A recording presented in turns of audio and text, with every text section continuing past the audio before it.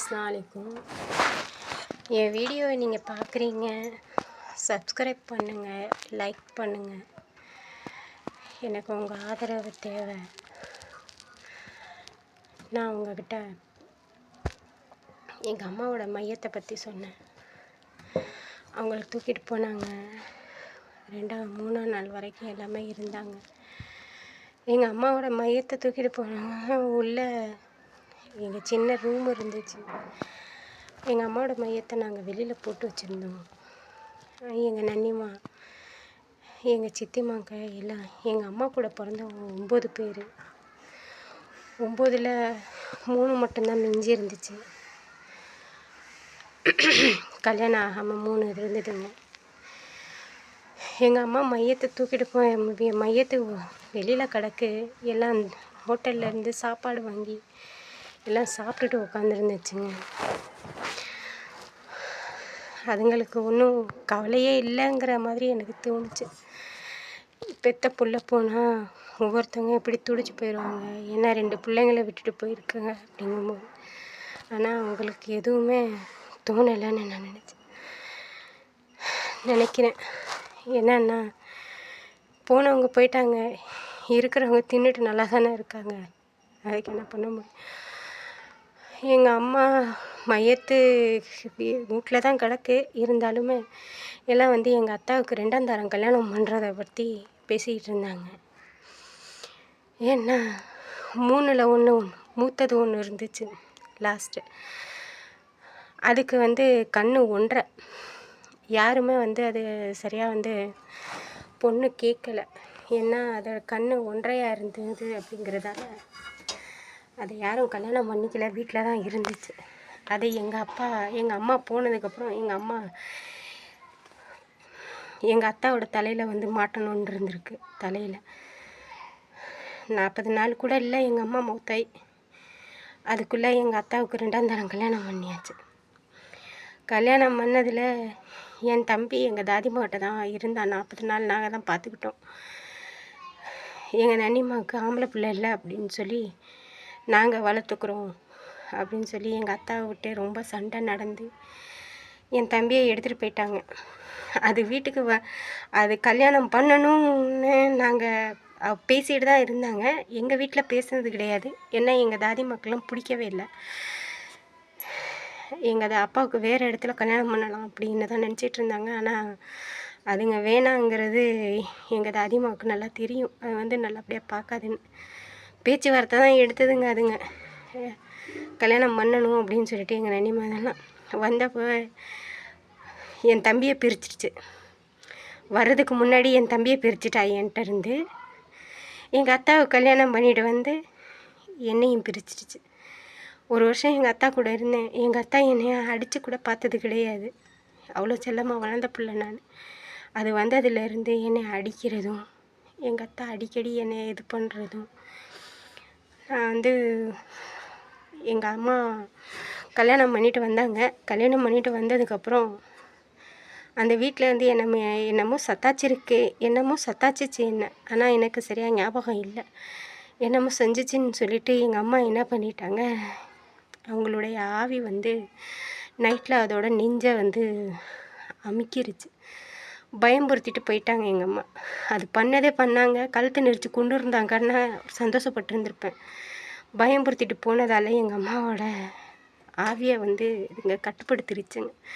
இது போய் எங்கள் நன்னாட்ட சொல்லி வீட்டை காலி பண்ணி அங்கேருந்து முஸ்லீம் தெருன்னு சொல்லிட்டு லால்குடியில் அங்கே வீட்டை பார்த்து அங்கே போய் குடியிருந்தாங்க 1 வருஷம். எங்கள் அத்தா என்னையும் கூட்டிகிட்டு போயிட்டார்.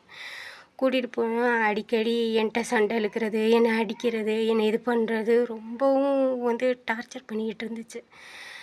எப்படியோ இருந்தும் அதுக்கு ஒரு பையன் ஒன்று பிறந்துச்சு. அந்த வீட்டுக்கு புது வீட்டுக்கு போனதுக்கப்புறம் பையன் ஒன்று பிறந்ததால் அவளோட பீத்துணி நான் 3ஆவது படிச்சிட்டு இருந்தேன். உள்ளே முஸ்லீம் தெருக்குள்ளே போகும்போதே முன்னாடி ஸ்கூல் இருந்தது. நான் அந்த சந்துக்குள்ளே அந்த ஸ்கூலு முன்னாடியே இருந்துச்சு ரோட்டு மேலே. அதோடைய ஜன்னல்லாம் அந்த சந்துக்குள்ளே தெரியும். எல்லாம் அந்த பிள்ளைங்கள்லாம் படிக்கிறத பார்க்கலாம், எல்லாம் பண்ணலாம். ஆனால் என்னோடய கிளாஸு அந்த ஜன்னலுக்கு பக்கத்துலேயே இருந்ததால் நான் இருக்கேன் இல்லை அப்படிங்கிறத எல்லாம் பார்க்கலாம். நான் வந்து ஸ்கூலில் படிச்சிட்ருப்பேன். மத்தியானம் சாப்பாடெல்லாம் சத்துணவு சாப்பாடு தான் சாப்பிட்டுக்குவேன். காலையில் டிஃபன் கிடையாது, ஒன்றும் கிடையாது. டீ கொடுத்தா மூத்திர தண்ணி மாதிரி இருக்கும். அந்த தண்ணியை குடிச்சிட்டு ஓடி வர்றது. கொடுத்தா கொடுக்கும், இல்லைன்னா இல்லை. எங்கள் அம்மா இறந்து நான் வந்து ரொம்ப கொடுமையை அனுபவிச்சிட்டேன் அதுக்கிட்ட. ஏன்னா அங்கே வந்து கூட்டிகிட்டு நாங்கள் அங்கே போய் இருந்ததால் என்ன ஆயிடுச்சுனாக்கா, மத்தியானம் எனக்கு வந்து அங்கே சாப்பாடு சாப்பிடுவேன். காலையில் போய் ஸ்கூலுக்கு அட்டண்டன்ஸ் கொடுத்துட்டு மத்தியானம் சாப்பாடு சாப்பிட்டு சத்துணவு எங்கள் பெரியத்தா வந்து இதில் 8வது கிராஸில் இருந்தாங்க. அதனால் நான் வந்து சீக்கிரமாக சாப்பிட்டுட்டு என்ன பண்ணுவேன், ரொம்ப காடு மாதிரி இருந்துச்சு அங்கே. கிளம்பி எங்கள் பெரியத்தா வீட்டுக்கு போயிடுவேன் மத்தியானத்துக்கு. அங்கே போயிட்டு பின்ன விளையாண்டுட்டு பிள்ளைங்கக்கிட்ட கொஞ்சம் இதை பண்ணிவிட்டு மனசை தேற்றிக்கிட்டு திரும்ப ஸ்கூலு விடுற டயத்துக்கு கிளம்பி வீட்டுக்கு வந்துடுவேன். அதே மாதிரி 1 மாதம் செஞ்சிகிட்டு இருந்தேன். டீச்சர் கூப்பிட்டு வீட்டில் சொல்லி விட்டாங்க, அந்த பொண்ணு வர்றதே இல்லை, அவங்க வீட்டில் அவங்க கூப்பிட்டு கேளுங்க அப்படின்னு சொல்லிட்டு.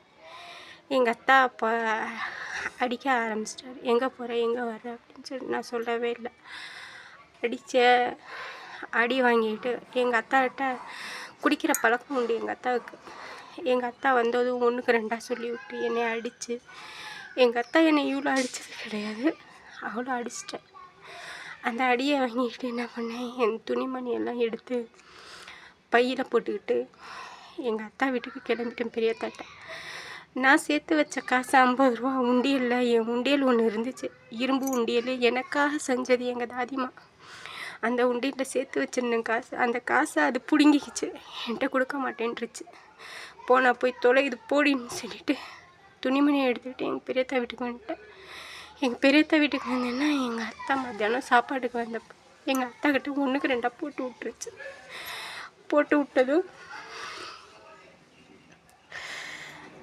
போட்டு விட்டுருச்சு. ஆனால் அவர் கேட்கல, என் பிள்ளை வீட்டை விட்டு எதுக்கு போனா அப்படிங்கிறது. இது செஞ்ச கொடுமையை எங்கள் அப்பாட்ட சொல்லலை. ஏன்னா இவ பிள்ளையோட துணி, இவ சாப்பிட்டு வச்ச எச்சி சாப்பாட்டு பாத்திரம், இதெல்லாம் வந்து நான் ஸ்கூல் விட்டு வந்ததுக்கப்புறம் விளக்குறதுக்காகவும் துணியை துவைச்சி போடுறதுக்காகவும் அப்படியே ஊற வச்சுருந்துச்சு. அதை நான் செய்யலைன்னு சொல்லிட்டு எங்கள் அப்பாட்ட 1க்கு 2 போட்டு விட்டு எங்கள் அப்பா அவ்வளோ அடிச்சு குடிச்சிட்டு வந்து திரும்ப எங்கள் பெரியப்பா வீட்டுக்கு வந்துட்டார் தேடிக்கிட்டு. அங்கே வந்து எங்கள் பெரியப்பா முன்னாடியே என்னை ரொம்ப அடித்தேன். அங்கேயும் அடியை வாங்கிட்டு என்ன எதுன்னு கேட்க மாட்டேன்ட்டார். இனிமேல் இவன் அந்த வீட்டுக்கு வரக்கூடாது, போகக்கூடாதுன்னு. நான் அவர் கூப்பிட்டுருந்தாலுமே அந்த வீட்டுக்கு போயிருந்துருக்க மாட்டேன். நான் எங்கேயாவது குளத்துலையோ குட்டையிலையோ விழுந்து செத்து இருந்திருப்பேன். நான் சரின்னு சொல்லிட்டு எங்கள் பெரியத்தா வீட்டில் இருந்து எங்கள் பெரியத்தா அண்ணனுங்கெல்லாம் சேர்ந்து விடுவிச்சாங்க. அடிக்காத சித்தப்பா, அடிக்காத பிள்ளை, இதாகிரும் அப்படின்னு சொல்லிட்டு. அதுக்கப்புறம் எங்கள் குப்பி பையனும் எங்கள் பெரியத்தா பையனும் என்னை கூட்டிகிட்டு வந்து எங்கள் தாதிமாட்ட பாணி எங்கே போச்சுன்னு தெரியல, ஓடி போச்சுன்னு சொன்னோன்னு அவங்க ஒரு சைடு என்னை துப்பட்டி போட்டு தேட ஆரம்பித்தாங்க. அதுக்கப்புறம் சொல்லி அனுப்பிச்சாங்க, இல்லை இருக்கா, பெரிய மாமா வீட்டில் தான் இருக்குன்னு சொல்லிட்டு எங்கள் குப்பி பையனுங்க சொன்னோன்னு அவங்க இருந்துட்டாங்க. சரின்ட்டு என்னை கூட்டிகிட்டு வந்து எங்கள் தாதிமாட்ட விட்டாங்க. அந்த 7 வயசில் எங்கள் தாதிமாக்கிட்ட இருந்தாங்க தானே. என்னைய பிறந்ததும் என் தம்பிகிட்ட இருந்து என்னை பிரிச்சிட்டா. உயிரோடு இருக்கும்போது எங்கள் அத்தாக்கிட்ட இருந்து என்னை பிரிச்சிட்டா. இருந்தாலுமே எங்கள் அத்தா காசு கொடுப்பாரு, 20 காசு. அப்போல்லாம் 20 காசுக்கு தீனி, 20 காசுன்னா ரொம்ப பெருசு இல்லையா. 20 காசு கொடுத்துட்டு இருந்தார். ஸ்கூல் போக அந்த காசில் 10 காசு வாங்கி சாப்பிட்டுட்டு 10 காசுக்கு சீட்டெல்லாம் போடுவேன், ஏதாவது வேணும்னா வாங்கிக்கிறதுக்கு. அதுவும் அவளுக்கு பொறுக்கலை. அந்த காசு கொடுக்குறதையும் நிப்பாட்டிட்டான். கொடுக்கக்கூடாது வைக்கக்கூடாதுன்னு சொல்லிட்டேன். எங்கள் அத்தா என்னை சரியாக பார்த்ததுக்கும் பார்க்கவே மாட்டார். ஸ்கூலில் சேர்ந்தேன், 4வது ஸ்கூல். எங்கள் 2வது பெரியப்பா எல்லாம் உங்களுக்குலாம் தெரிஞ்சிருக்கும்னு நான் நினைக்கிறேன். ராபிட் பாய் அப்படின்னு சொல்லி அவர் வந்து கோர்ட்டு சந்தில் எங்கள் பெரியப்பா டைப் ரைட்டிங் வச்சுருந்தார். அவர் இருக்கும்போது அவர்கிட்ட போய் 1 ரூபா வாங்கிட்டு வருவேன், ஏதாவது வாங்குறதுக்கு, நோட்டு புத்தகத்துக்கு, இதுக்கு அதுக்குன்னு சொல்லிட்டு அவர்கிட்ட காசு கேட்பேன். கொடுப்பாரு, வாங்கிட்டு வருவேன். ஆனால் எங்கள் அத்தாவுக்கும்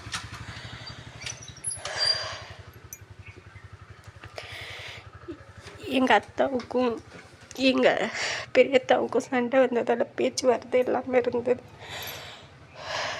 பேச்சுவார்த்தை இல்லை அப்படிங்கும்போது எங்கள் அத்தா அங்கெல்லாம் போக விட மாட்டார். நான் அவருக்கு தெரியாமல் தான் எங்கள் பெரியத்தாக்கிட்ட போவேன், போய் காசு வாங்கிட்டு வருவேன்.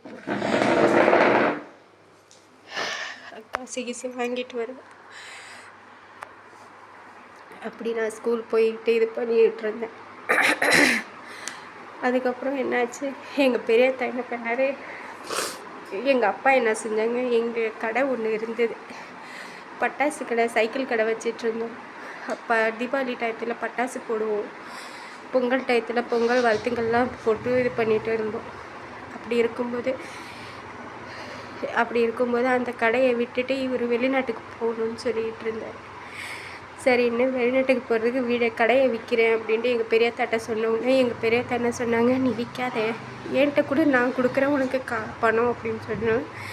கை மாற்றி பணத்தை கொடுத்துட்டு அவர் அந்த கடையை பெரியத்தாட்ட கொடுத்துட்டு காசை வாங்கிட்டு வெளிநாட்டுக்கு போனார். தன்னோட குழந்தைய இங்கேருந்து பாம்பே வரைக்கும் போன மனுஷன் குழந்தையாவுக்கு உடம்பு சரியில்லைன்னு சொல்லிட்டு திரும்ப அந்த விசாவை கேன்சல் பண்ணிட்டு வந்துட்டார். வந்தவர் இருந்ததும் போச்சு, என்ன பண்ணுறது, இருக்கிற அந்த புரோக்கர் வேலையவே திரும்ப அதை பார்த்துக்கிட்டு இங்கே இருந்துக்கிட்டாருன்னா நான் அப்போ 5வது படிச்சிட்ருந்தேன். 5வது படிச்சிட்ருக்கும்போது இதுங்க என்ன பண்ணிடுச்சுங்க, எங்கள் அம்மாவை பந்திஷ் பண்ணிட்டாங்க. எப்படின்னாக்கா என்ன சொல்கிறது, எங்கள் அம்மாவை வந்து ஆவியை அடக்கிடுச்சுங்க. நாங்கள் இருந்த அந்த பழைய வீட்டில் என்ன பண்ணிடுச்சு, எங்கள் நன்னாட்ட சொல்லி அந்த மந்திரவாதியை கூட்டிகிட்டு வந்து பெரிய பெரிய ஆணியெல்லாம் வச்சு வீட்டை சுற்றி தோட்டத்தை சுற்றி எல்லாம் ஆணி அடிச்சுட்டு எங்கள் அம்மாவுடைய இறந்த அந்த இடத்துல போய் என்னமோ செஞ்சுட்டு வந்துருச்சுங்க. அதுக்கப்புறம் இது கட்டுமானம் பண்ணியாச்சு அப்படின்னதால அந்த வீடு வாடகை வீட்டில் இருந்து திரும்ப சொந்த வீட்டுக்கு வந்துருச்சுங்க. வந்துருச்சுங்கன்னாக்கா என்ன பண்ணேன், எங்கள் அத்தாட்ட என்னை பேச விடுறது கிடையாது, ஒரு மாதிரியாக பார்க்குறது. எங்கள் அத்தா என்னை கொஞ்சிறது ரொம்ப தூரம், என்கிட்ட பேசக்கூட விட மாட்டான் எங்கள் அத்தாவை. அப்படி செஞ்சிட்ருந்தா. அதுக்கப்புறம் இவன் என்ன பண்ணுவாள், எப்போயாவது ஒரு வாட்டி உங்கள் அம்மா வீட்டுக்கு போவாள்லம்மா, அதான் திருச்சி எங்கும்போது சொல்லவா வேணும், பக்கத்தில் துஸ்குன்னு ஓடிடும். அதுவும் இல்லாமல் அது மாதமாக வேறு இருந்துச்சு 2வது குழந்தைக்கு. நான் 4வது படிக்கும்போது அவர் 2வது குழந்தைக்கு, நான் 5வது படிக்கும்போது அது 2வது குழந்தைக்கு இதாக இருந்தது.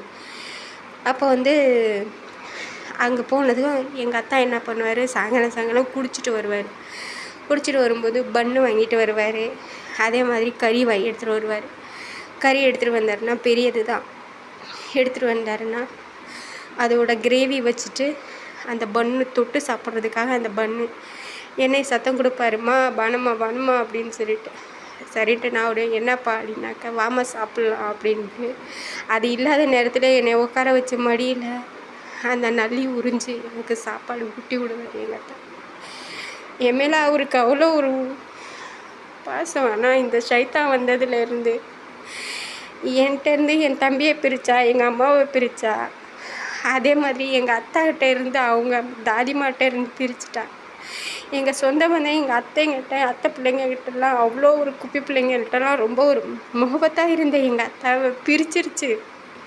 எல்லாத்துட்டையும் சண்டை போடுறது, எல்லாத்துட்டையும் எடுத்தெறிஞ்சு பேசுகிறது, இந்த மாதிரி செஞ்சிட்டு இருந்தார் எங்கள் அத்தா. யாரை பார்த்தாலும் ஒரு மாதிரி எரிஞ்சு விழுவார், பேசவே மாட்டார். எங்கள் அம்மாவே அடக்குன எங்கள் அத்தாவையும் அடக்காமையாக விட்டுருந்துருக்கும், எங்கள் அத்தாவையும் கைக்குள்ளே போட்டுருச்சு. அப்படி இருக்கும்போது சரின்னு சொல்லி என்னோட வீடியோ பார்க்குறீங்க நீங்கள், அல்ஹம்துலில்லாஹ். இன்னொரு வீடியோவில் திரும்ப நான் என்னோடய கதையை நான் தொடர்றேன். என்னை சப்ஸ்கிரைப் பண்ணுங்கள், லைக் பண்ணுங்கள், ஷேர் பண்ணுங்கள். எல்லா வீடியோவும் பார்த்து நீங்கள் இது பண்ணுறீங்க, என்னோடய வீடியோவுக்கும் நீங்கள் இது பண்ணுவீங்க, லைக் பண்ணுவீங்கன்னு நான் நினைக்கிறேன், ஆதரவு கொடுப்பீங்கன்னு நினைக்கிறேன். அல்ஹம்துலில்லாஹ். நான் இதோட முடிச்சுட்டேன். இன்னொரு வீடியோவில் பார்க்கலாம். அஸ்ஸலாமு அலைக்கும்.